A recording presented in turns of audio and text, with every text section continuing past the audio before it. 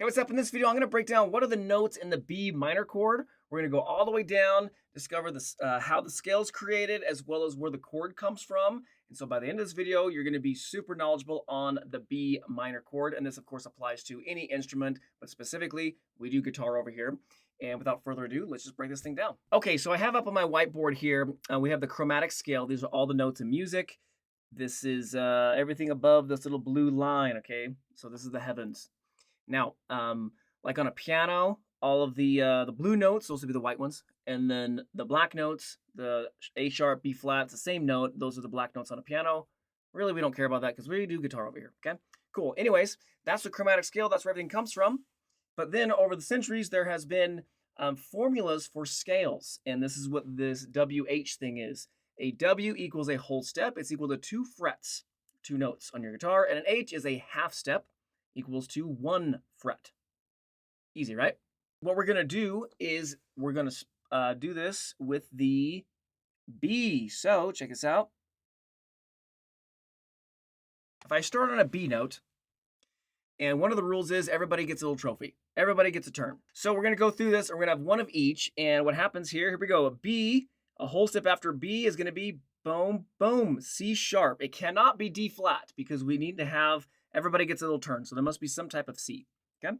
So C sharp, a half step after C sharp, it's just a D. Okay, cool. A whole step after D, boom, boom, gives us an E, and then we have a whole step, boom, boom, F sharp. A half step after F sharp gives us a G, whole step, boom, boom, gives us an A, whole step after A, boom, boom, back to B, all right? Cool. So now what we have is we have the B minor scale or B natural minor. Okay? Easy. Now, we're not going to go over how to play that thing right now, but these are the notes because what we're going to do is we're focusing on the chords. So if I number these bad boys up, we're going to do this in green. 1, 2, 3, 4, 5, 6, 7. Those are considered scale degrees. Now, I don't mean to throw you through a loop. You'll have to watch the video that I have on the difference between the majors and minor scales, okay? But for minor scales, it's a flat 3, flat 6, flat 7. If you don't understand that at all, doesn't matter, just go with it, okay? But for the formula for a minor chord is we take the 1, the flat 3, and the 5. It's that simple. So apply this to the scale. We're going to have the B note. Flat 3 would be the D note. And then this would be the F sharp. Okay.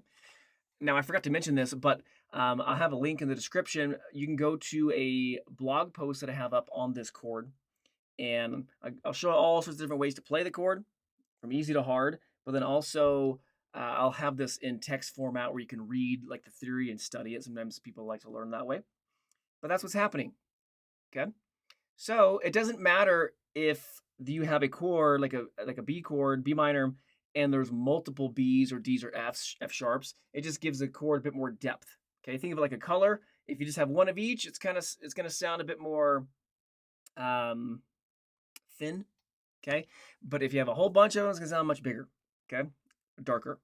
Also, the B doesn't always have to be in the bass. It doesn't always have to be, like the chord always doesn't have to start with a B. So if you had the chord and it was like an F sharp, B, D, that's still a B chord. That would be considered a B/F sharp because it's a B, all the notes of, whoops, I screwed that up.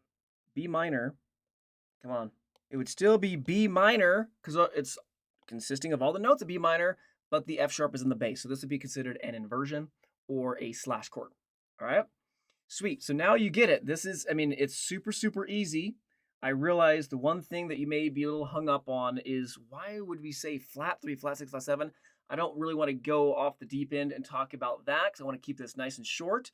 What you'll need to do is watch the video that I'm going to have on the difference between major and minor scales and why we number them like this, okay? Cool. So that's it. And if you have any questions on it, let me know in the comment section below. Hope this helps, and we'll see you in a future video.